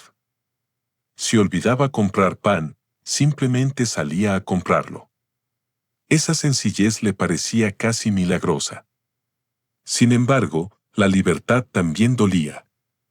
Las primeras noches se despertaba sobresaltado, como si hubiera olvidado cumplir una tarea urgente. Encendía la lámpara, se sentaba al borde de la cama y tardaba varios segundos en recordar que ya no tenía que preparar el traje de Elena para la mañana, ni revisar si Andrés había dejado las llaves en la entrada, ni enviar dinero a Clara sin preguntar. Una madrugada, a las 3:20, se levantó convencido de que había olvidado recoger un vestido de la tintorería. Se puso las zapatillas, llegó hasta la puerta del apartamento y solo entonces comprendió que no había ningún vestido, ninguna cena empresarial, ninguna Elena esperando con gesto de decepción. Se quedó allí, en bata, con la mano apoyada sobre el pomo. Y lloró. No como había llorado antes, escondido, con vergüenza, tratando de no hacer ruido para que nadie lo escuchara. Lloró de pie, en la entrada de su propia casa, con la respiración rota y una mezcla extraña de pena y alivio. Lloró por el hombre que había sido. Por el hombre que permitió demasiado. Por el hombre que creyó que amar significaba desaparecer. Cuando las lágrimas terminaron, Mateo abrió la puerta, salió al rellano vacío y respiró. No había nadie. Nadie lo miraba. Nadie lo corregía. Nadie lo humillaba. Volvió a entrar, cerró con llave y, por primera vez desde que se mudó, sintió que aquella llave no solo cerraba una puerta. También cerraba una época. A la mañana siguiente compró una planta. No era gran cosa, un pequeño ficus de hojas verdes, torcidas hacia un lado. La mujer de la floristería le dijo que necesitaba luz indirecta, poca agua y paciencia. Mateo sonrió al escuchar esa última palabra. Paciencia tengo, respondió. La florista. Una mujer de cabello blanco y manos ágiles, lo miró con curiosidad. La paciencia sirve, pero no si uno se olvida de vivir mientras espera. Mateo no supo qué decir. Pagó la planta y caminó de regreso al apartamento con el ficus entre los brazos, sintiendo que llevaba algo frágil, algo que podía crecer si se le daba el lugar correcto. Lo colocó junto a la ventana. Durante días lo observó como quien espera una señal. No pasó nada visible. Pero una mañana, al regarlo, notó una hoja nueva. Pequeña. Clara. Casi transparente. Mateo sonrió. No porque la planta hubiera cambiado el mundo. sino porque algo vivo estaba creciendo en una casa donde antes solo había recuerdos. Clara empezó a visitarlo todos los domingos. Al principio llegaba con torpeza, como quien no sabe si tiene derecho a tocar el timbre. Traía cosas innecesarias, pan artesanal, fruta, una botella de aceite caro, libros que Mateo no había pedido. Él entendía que aquellos regalos eran una forma de pedir perdón sin repetir la palabra demasiado. El primer domingo casi no hablaron. Clara se sentó en la sala, con las manos entrelazadas sobre las rodillas, mirando alrededor como si estudiara la nueva vida de su padre. «Es bonito», dijo al fin. Mateo miró el apartamento. «Es suficiente». Ella bajó la mirada. La casa era más grande. «Sí. Pero aquí pareces más tranquilo». Mateo se quedó en silencio. Clara tragó saliva. «Eso me duele». Él la miró con suavidad. «No todo dolor es malo, hija». Ella apretó los labios. «¿Cómo puede no ser malo? A veces duele porque por fin estamos viendo algo que antes no queríamos mirar». Clara no respondió. Esa tarde prepararon sopa. Mateo cortó zanahorias y Clara peló patatas. Se movían despacio, chocando a veces en la cocina estrecha. Hubo momentos incómodos, silencios largos, frases que no terminaban de nacer. Pero también hubo algo nuevo. Ninguno fingió. Cuando la sopa estuvo lista, se sentaron a la mesa pequeña junto a la ventana. Clara probó la primera cucharada y sonrió con nostalgia. «Sabe a cuando éramos niños». Mateo la miró. «La hacía cuando estabas enferma». «Me acuerdo». Él se sorprendió. «Sí». Clara asintió, con los ojos brillantes. «Me acuerdo de muchas cosas, papá. Solo que durante años actué como si no». Aquella frase se quedó flotando entre ellos. Mateo pudo haber aprovechado para reprochar. Pudo haber abierto la lista inmensa de heridas. Pudo decirle que actuar como si no recordara había sido una forma de abandonarlo. Pero miró a su hija y vio que ella ya estaba castigándose bastante. «Entonces empecemos desde lo que sí recuerdas», dijo. Clara rompió a llorar. No fue un llanto escandaloso. Fue un llanto contenido, adulto, de esos que nacen cuando la culpa deja de defenderse. Mateo se levantó, rodeó la mesa y puso una mano sobre su hombro. No la abrazó de inmediato. Esperó. Porque también había aprendido que incluso el cariño necesita permiso cuando ha habido tanto daño. Clara fue quien se inclinó hacia él. Entonces Mateo la abrazó. Sintió su cuerpo temblar como cuando era niña. Por un instante, el tiempo se dobló. Ya no estaba en aquel apartamento pequeño, sino en la vieja habitación infantil, sosteniendo a su hija después de una pesadilla. Solo que esta vez la pesadilla había durado años. «Perdóname», susurró ella. Mateo cerró los ojos. «Estoy aprendiendo». Clara se aferró a él con más fuerza. «¿A perdonarme?» «A no confundirme otra vez», respondió él. «El perdón no significa hacer como si nada hubiera pasado». Ella se apartó un poco y lo miró. «Lo sé. Significa que voy a intentar no vivir encadenado a lo que pasó. Pero tú también tendrás que vivir de otra manera». Clara asintió. «Quiero hacerlo». Mateo le acarició el cabello, como cuando era pequeña.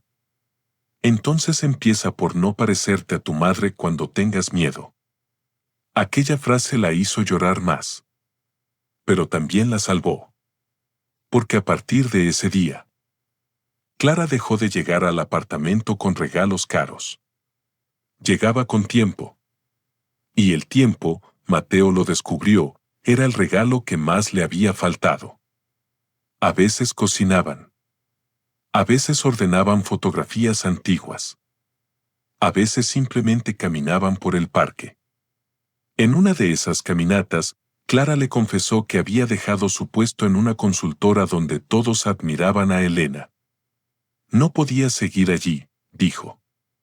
Me pasaba el día hablando como ella, negociando como ella, despreciando a la gente como ella. Y lo peor es que me iba bien. Mateo la escuchó sin interrumpir. ¿Y ahora qué harás? Clara respiró el aire frío de la mañana. No lo sé. Por primera vez no tengo un plan perfecto. Mateo sonrió. Eso puede ser bueno. Me da miedo. A mí también me dio miedo no tener instrucciones. Clara lo miró. ¿Y cómo se aprende? Mateo miró los árboles desnudos del retiro. Equivocándose sin que alguien use cada error para destruirte. Clara guardó esas palabras como quien guarda una llave.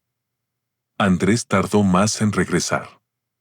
No porque no sintiera culpa, sino porque la culpa, en los hombres orgullosos, suele disfrazarse de distancia. Durante meses enviaba mensajes breves. Espero que estés bien. Clara me dijo que fuiste al médico, ¿todo correcto?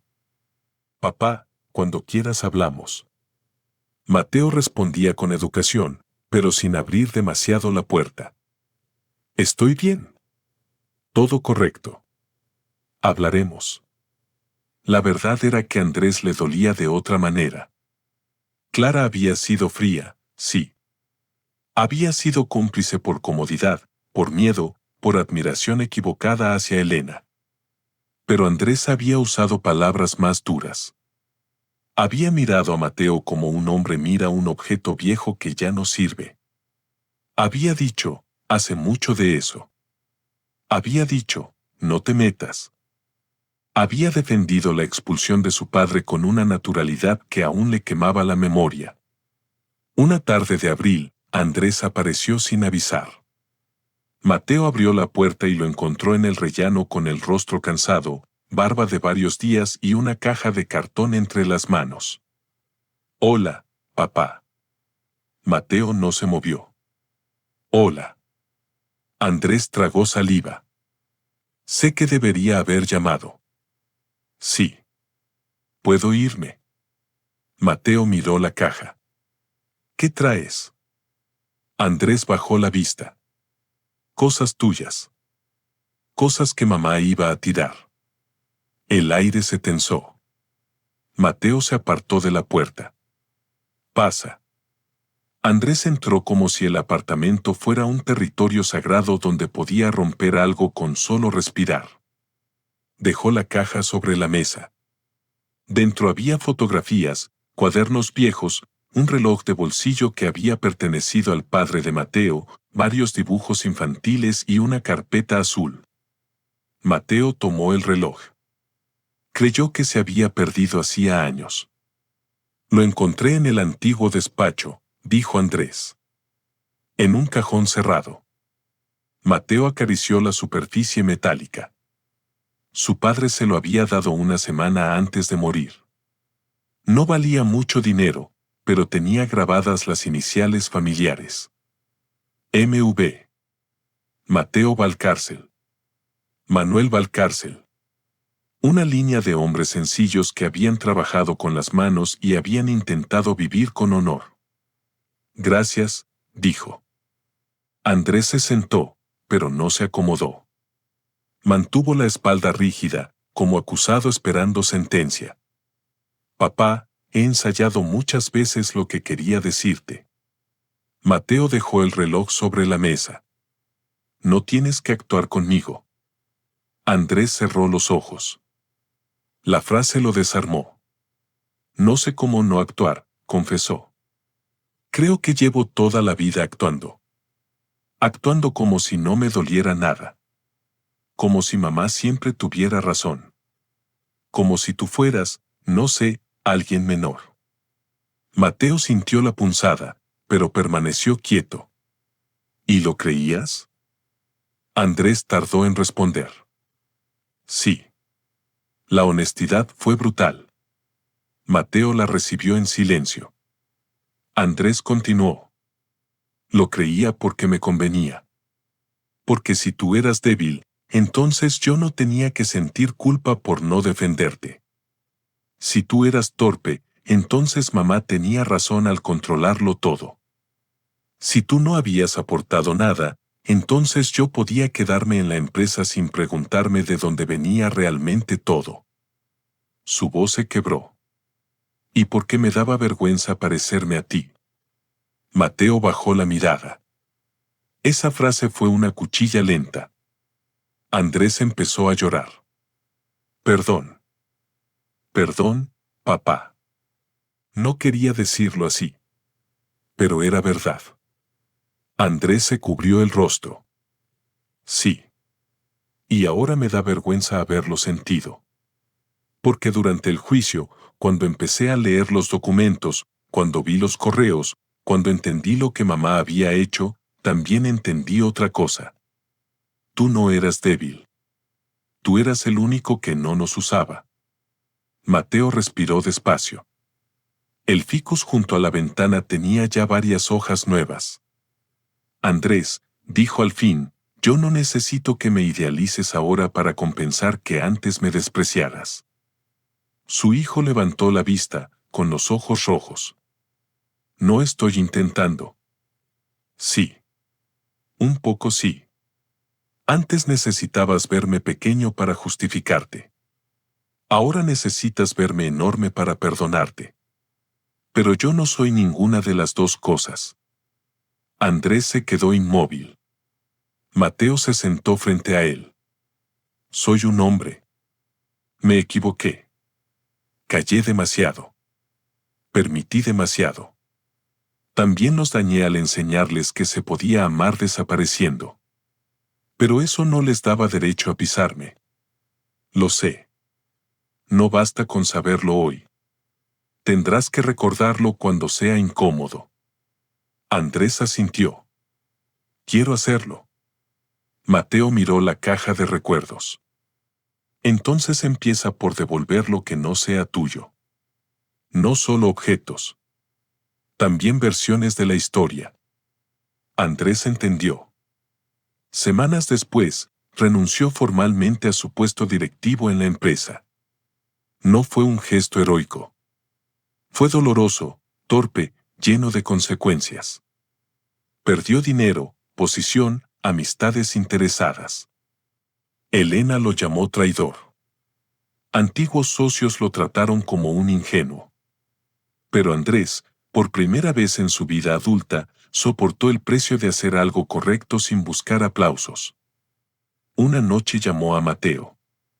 Mamá dice que me manipulaste. Mateo estaba preparando cena. ¿Y tú qué crees? Andrés guardó silencio. Creo que es más fácil para ella pensar eso que aceptar que decidí solo. Mateo sonrió. Entonces ya estás empezando. ¿A qué? A ser dueño de tus decisiones. Al otro lado de la línea, Andrés soltó una risa triste. Da miedo. Sí. ¿Siempre da miedo? Menos con práctica. Elena no desapareció. Las personas como Elena rara vez desaparecen de golpe de las vidas que han controlado. Siguen apareciendo en llamadas, correos, reuniones legales, comentarios familiares, versiones dichas a terceros. Primero intentó recuperar a Clara. Le envió mensajes largos donde mezclaba culpa y ternura. Me estás abandonando cuando más te necesito. Tu padre te está llenando la cabeza. Nadie te amará como yo. Después de todo lo que hice por ti. Clara leía esos mensajes en el apartamento de Mateo, sentada en la mesa de la cocina, con las manos temblorosas. Siento que si no respondo soy cruel, dijo una tarde. Mateo secaba platos junto al fregadero. Eso es lo que ella quiere que sientas. Pero es mi madre. Sí. ¿Entonces? Mateo dejó el plato sobre la encimera. Que alguien sea tu madre no significa que puedas entregarle tu conciencia para que la administre. Clara lo miró. ¿Cómo hago para no odiarla? Mateo pensó en Elena. En la carta. En los años. En el hospital. No empieces por obligarte a no odiar. Empieza por no obedecer al odio. Clara respiró hondo. ¿Tú la odias? Mateo tardó en responder. Algunos días, sí. Pero ya no le doy mi día entero. Aquella respuesta se volvió importante para Clara. La anotó en una libreta. No darle mi día entero. Con el tiempo, aprendió a responder a Elena con frases breves. Sin justificar. Sin discutir. Sin entrar en laberintos. No puedo verte hoy. No voy a hablar de papá contigo. No aceptaré insultos. Cuando estés dispuesta a hablar sin manipular, podremos conversar. Elena estallaba. Clara temblaba. Pero no cedía. Andrés, en cambio, tuvo que enfrentarla de otra manera. Elena lo citó en un restaurante caro, el mismo donde durante años celebraban contratos importantes. Llegó impecable, con el cabello perfectamente arreglado y una expresión de dignidad ofendida. Tu padre ha conseguido lo que quería, dijo apenas se sentaron. Andrés la miró. ¿Qué quería? Separarme de mis hijos. Andrés dejó la servilleta sobre sus piernas. No. Mamá. Eso lo hiciste tú.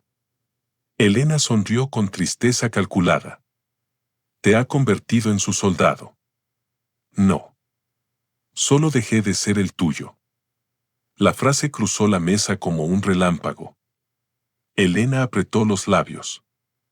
Después de todo lo que sacrifiqué por ti. Andrés sintió el viejo reflejo de disculparse. Casi lo hizo. Casi bajó la cabeza. Pero pensó en Mateo sentado en aquel despacho, solo, rodeado por su propia familia convertida en tribunal. Papá también sacrificó cosas, dijo. Tu padre disfrutó de una vida cómoda gracias a mí. Papá nos crió. Eso no es construir una empresa. No. Es construir personas. Y mira lo que hicimos con eso. Por primera vez, Elena no respondió. Andrés se levantó antes de terminar la comida. No voy a dejar de ser tu hijo. Pero tampoco voy a seguir mintiendo para protegerte. Elena lo miró con una mezcla de rabia y algo que podría haber sido miedo. Te arrepentirás. Andrés tomó su abrigo. Seguramente. Estoy aprendiendo que hacer lo correcto no siempre se siente bien al principio. Se fue sin mirar atrás. Esa noche llamó a Mateo, pero no para pedir consuelo. Solo para contarle. Mateo escuchó. Al final dijo: Estoy orgulloso de ti. Andrés guardó silencio largo. Cuando habló, su voz sonaba como la de un niño que ha esperado esas palabras demasiado tiempo. Gracias, papá. El juicio definitivo no tuvo el dramatismo de las historias que la gente imagina. No hubo un grito final de Elena confesándolo todo. No hubo un testigo que entrara corriendo en la sala en el último segundo. No hubo aplausos. La justicia real suele ser más lenta, más seca, menos cinematográfica. Se parece más a una montaña de papeles, fechas revisadas, firmas comparadas, transferencias rastreadas, declaraciones que agotan el alma. Pero cuando llegó la resolución, Mateo la leyó 3 veces. Se anulaban los efectos del acuerdo privado de 2018 por vicio de consentimiento y circunstancias médicas incompatibles con una decisión patrimonial consciente. Se reconocía la contribución económica, laboral y familiar de Mateo en la construcción del patrimonio común. Se ordenaba compensación. Se abría vía para responsabilidades adicionales por el uso posterior del documento. Raúl lo llamó emocionado. Ganamos lo esencial. Mateo estaba junto a la ventana. Miró el ficus. ¿Y qué es lo esencial? Raúl se quedó callado unos segundos. que no pudieron borrar tu historia. Mateo cerró los ojos. Eso era. No era solo el dinero. Aunque el dinero importaba, porque también era tiempo convertido en cuentas, esfuerzo convertido en techo, sacrificio convertido en seguridad. No era solo la casa. Aunque dolía recordar cada pared. No era solo la empresa. Aunque su apellido había sido usado como adorno hasta que estorbó. Era la historia. Durante años, Elena había intentado escribir una versión donde Mateo aparecía como un hombre dependiente, inútil, mantenido, agradecido. Y esa versión había sido aceptada porque convenía a todos. A Elena, porque la hacía reina. A Andrés, porque justificaba su ambición. A Clara, porque le permitía no enfrentarse a su madre. Incluso a Mateo, durante un tiempo, porque creer que todo estaba bien dolía menos que aceptar que lo estaban borrando. Pero ahora había una sentencia. Fría. Legal. Imperfecta. Y aún así, profundamente reparadora. Mateo no celebró con champán. Fue al mercado. Compró pescado, tomates, pan y una botella de vino. Invitó a Clara y a Andrés a cenar. Raúl también fue, con su esposa. La mesa era pequeña, así que tuvieron que juntar 2 sillas de la terraza y comer un poco apretados. A nadie le importó. Mientras cenaban, Andrés contó una anécdota absurda de su nuevo trabajo en una asesoría pequeña donde el dueño le hacía preparar café a todos los empleados, incluido él. Al principio me molestó, admitió. Luego pensé que probablemente me hacía falta. Clara se rió. A ti te hacía falta que te mandaran a fotocopiar documentos durante un año. También lo hago. Mateo los miró reír. No era la risa perfecta de las fotografías antiguas. Era una risa con grietas, con culpa, con historia. Pero era real. Después de la cena, Raúl levantó su copa. Por Mateo. No por haber ganado un caso, sino por haber tenido el valor de abrir los ojos cuando todos querían que siguiera dormido. Mateo negó con modestia. No lo hice solo. Raúl sonrió. Nadie se salva solo del todo. Pero hay un momento en que uno tiene que decidir no hundirse. Mateo miró a sus hijos. Yo tardé mucho. Clara tomó su mano. Pero lo hiciste. Andrés asintió. Y nos obligaste a mirarnos. Mateo apretó los dedos de Clara. Eso también duele. Sí, dijo ella. Pero ya no quiero vivir sin mirar. La noche terminó tarde. Cuando todos se fueron, Mateo recogió la mesa despacio.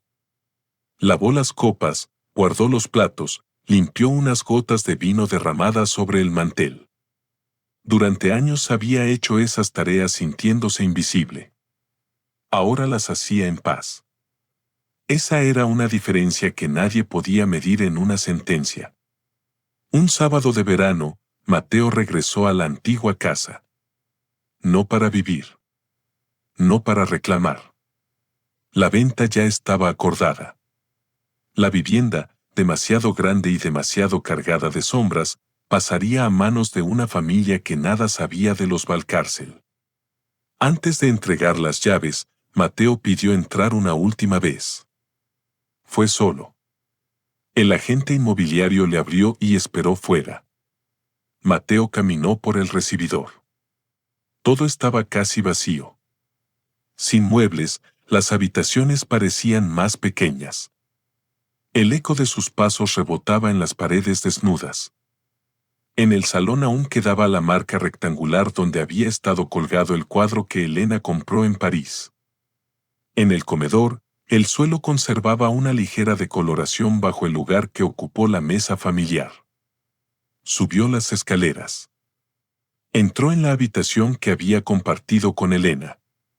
No sintió nostalgia. Sintió cansancio. como quien visita el escenario de una obra que ya terminó y descubre los cables detrás del decorado. Luego fue al antiguo despacho. La cerradura había sido cambiada otra vez por orden judicial y ahora él tenía llave. Abrió. El cuarto estaba vacío salvo por una estantería empotrada y una caja olvidada en un rincón. Mateo se acercó. Dentro había papeles sin importancia, manuales antiguos, una grapadora, sobres amarillentos. Al fondo encontró una libreta de tapas verdes. La reconoció de inmediato. Era su libreta de los primeros años de la empresa. Se sentó en el suelo y la abrió. Había números, presupuestos, nombres de proveedores, cálculos escritos con su letra. En una página encontró una frase que no recordaba haber escrito. Cuando esto crezca, no olvidar por qué empezó. Mateo se quedó mirando esas palabras. No pudo evitar sonreír con tristeza. La empresa había crecido. Y casi todos habían olvidado. Arrancó esa página con cuidado. No por rencor. Por memoria. Antes de irse, recorrió la casa una última vez. En la cocina, puso la mano sobre la encimera donde había preparado miles de desayunos. En el pasillo, miró el lugar donde antes colgaban las fotografías. En la habitación de Clara, imaginó los dibujos pegados a la pared. En la de Andrés, recordó el olor a zapatillas de fútbol y libros desordenados. No todo había sido mentira. Esa fue una de las verdades más difíciles de aceptar. Había habido amor. Había habido risas. Había habido cumpleaños sinceros, abrazos reales, noches de fiebre, mañanas de reyes, viajes donde todos cantaban en el coche. El hecho de que Elena hubiera traicionado no borraba cada instante bueno. Y el hecho de que hubieran existido instantes buenos no justificaba la traición. La vida no era un juicio donde todo debía ser completamente blanco o negro. Mateo cerró la puerta principal con suavidad. Entregó las llaves a la gente. Mientras caminaba hacia la calle, no miró atrás. Elena sí lo hizo. No aquel día, porque no estaba allí, sino muchas veces después. Lo miró en recuerdos que ya no podía controlar. Lo vio en una taza de café que nadie le preparaba exactamente como antes. Lo vio en reuniones donde su autoridad ya no era incuestionable. Lo vio en sus hijos, que ahora le ponían límites. Lo vio en el silencio de una casa nueva, más pequeña, donde todo era elegante pero nada era cálido. Una tarde, casi 2 años después del divorcio, Elena pidió reunirse con Mateo de nuevo.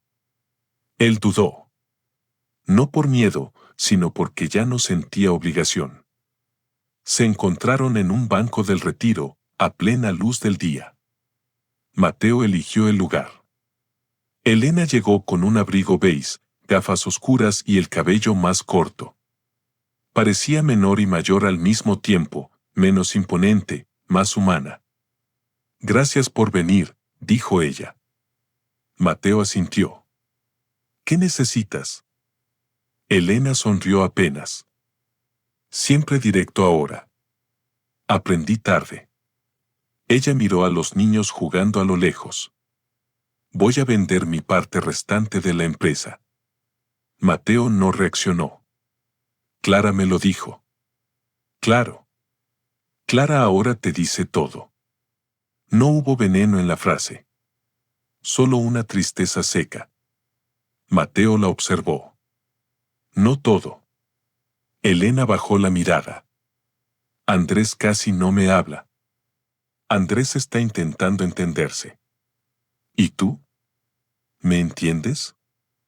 Mateo pensó antes de responder. Más de lo que quisiera.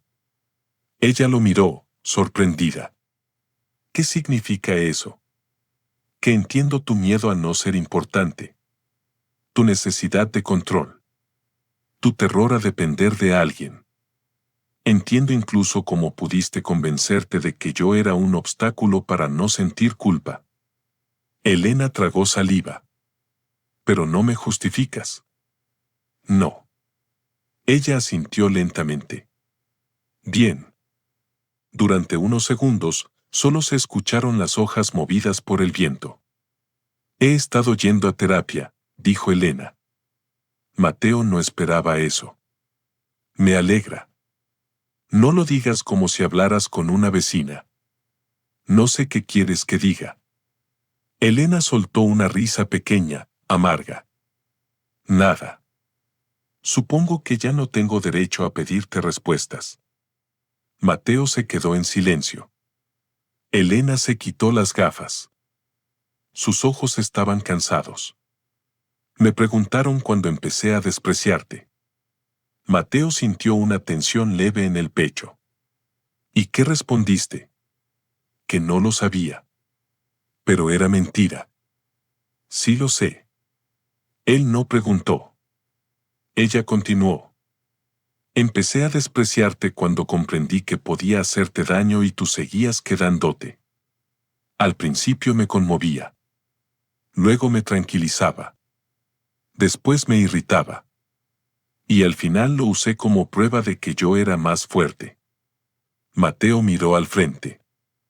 Eso no era fuerza. Lo sé ahora. Yo también confundí cosas, dijo él. Confundí paciencia con cobardía. Confundí amor con aguante. Confundí familia con sacrificio unilateral. Elena lo observó. ¿Fuiste feliz conmigo alguna vez? Mateo respiró hondo. Sí. Los ojos de Elena se llenaron de lágrimas. Eso lo hace peor. Sí. Yo también fui feliz, susurró ella. Al principio. Antes de convertirme en alguien que necesitaba ganar incluso dentro de su casa. Mateo no respondió. No porque quisiera castigarla, sino porque no había frase capaz de ordenar aquello. Elena sacó un sobre de su bolso. Mateo no lo tomó. ¿Qué es? No es un documento legal, dijo ella, con una sonrisa triste. Ya aprendí que contigo eso sería de mal gusto. Él esperó. Es una copia de una fotografía. La de Asturias. Tú con los niños en la playa. Mateo sintió un golpe suave en el pecho. Creí que se había perdido. La guardé yo. ¿Por qué? Elena miró el sobre. Porque en esa foto todos te miraban como yo dejé de mirarte. Y durante años me molestó verla. Mateo tomó el sobre al fin. No lo abrió. Gracias. Elena se levantó. No voy a pedirte que me perdones hoy. Bien. Ella sonrió apenas. Sigues siendo duro de una manera muy tranquila. No. Solo dejé de abandonarme para consolar a otros. Elena cerró los ojos un instante. Ojalá lo hubieras hecho antes. Mateo la miró. Yo también. Ella se fue caminando despacio. Mateo se quedó en el banco, con el sobre entre las manos. Cuando lo abrió, vio la fotografía. Él, joven aún, fuerte, riendo. Andrés colgado de su espalda. Clara en sus brazos. Los tres llenos de arena y viento. Detrás de la cámara estaba Elena. Por eso Mateo supo que, en aquel instante, ella también había amado. Esa verdad no cambió el final. Pero lo hizo más humano. Y Mateo necesitaba humanidad más que venganza. Los años siguientes no fueron perfectos.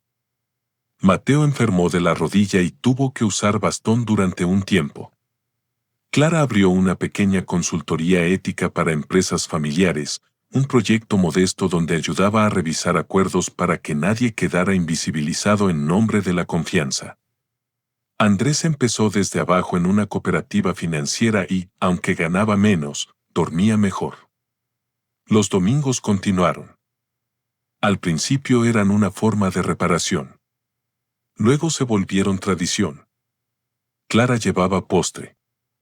Andrés llegaba tarde casi siempre, pero llegaba. Mateo cocinaba platos sencillos y fingía molestarse cuando sus hijos discutían sobre quién debía lavar los platos. A veces hablaban de Elena. A veces no. La vida, poco a poco, dejó de girar alrededor de la herida. Un día Clara llegó con una noticia. Estaba embarazada. Mateo se quedó inmóvil en la cocina, con una cuchara de madera en la mano. ¿Voy a ser abuelo? Clara empezó a llorar y reír al mismo tiempo. Sí. Mateo la abrazó con una emoción que no intentó ocultar. Meses después nació una niña. Clara la llamó Lucía. Cuando Mateo la sostuvo por primera vez, sintió algo que no esperaba, no solo ternura, sino responsabilidad. Aquella niña no sabía nada de documentos, traiciones, juicios ni silencios. Llegaba limpia a una familia que había tenido que romperse para dejar de mentir. Mateo le acarició la mejilla con un dedo. «Hola, Lucía», susurró. «Tú no tendrás que aprender a callar para que te quieran».